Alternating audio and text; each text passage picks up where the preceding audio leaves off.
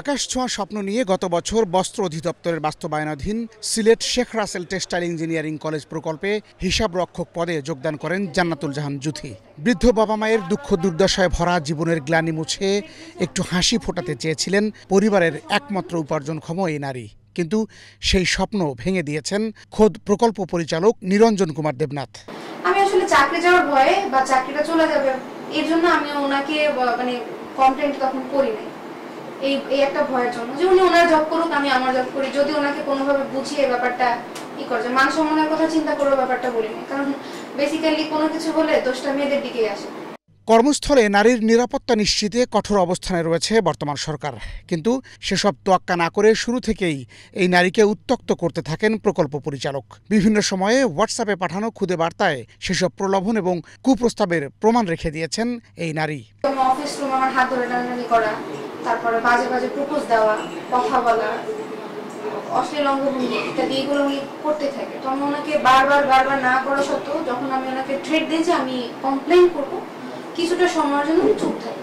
শুধু তাই নয়, সরকারি টাকায় বিমানে করে এই নারীকে সিলেটে নিয়ে যান প্রকল্প পরিদর্শনে। সেখানে 5 তারকা মানের হোটেলে একই রুমে রাত্রি যাপনের প্রস্তাবও দেন নিরঞ্জন কুমার দেবনাথ। তার কুপ্রস্তাবে রাজি না হওয়ায় বিভিন্নভাবে ভয়ভীতি ও চাকরিচ্যুতি করার হুমকি দেন এই প্রকল্প পরিচালক।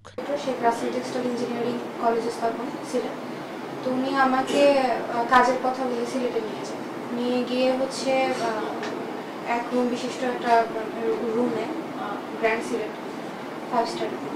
তো আমি ওনাকে প্রশ্ন করলে উনি বলে যে কাইন্ডলি একটু ম্যানেজ করেন, আমরা এখান থেকে জাস্ট রেস্ট নিয়ে প্রজেক্ট সাইডে চলে যাব। দেন আমি একটু ইতস্তত বোধ করা সত্ত্বেও ওনার অনুরোধ আমি রাখি, রুমে প্রবেশ করি। রুমে প্রবেশ করার কিছুক্ষণ পরে উনি আমার সাথে অশ্লীল আচরণ করা শুরু করেন, শ্লীলতাহানি ট্রাই করেন।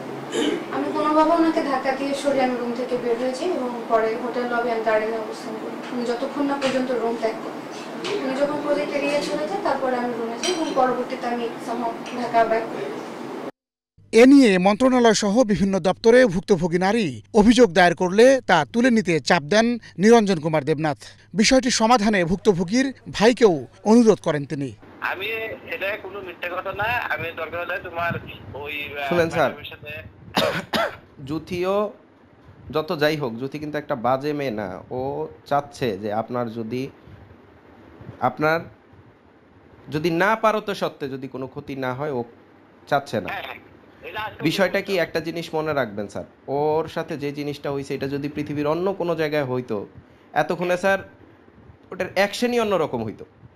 অভিযোগের বিষয়টি নিয়ে সরাসরি জানতে চাওয়া হলে কোনো কথা বলতে রাজি হননি তিনি। উল্টো এশিয়ান টেলিভিশনের ক্যামেরা দেখে দ্রুত চলে যান অভিযুক্ত প্রকল্প পরিচালক নিরঞ্জন কুমার দেবনাথ। বাতন বিপ্লব, এশিয়ান টেলিভিশন।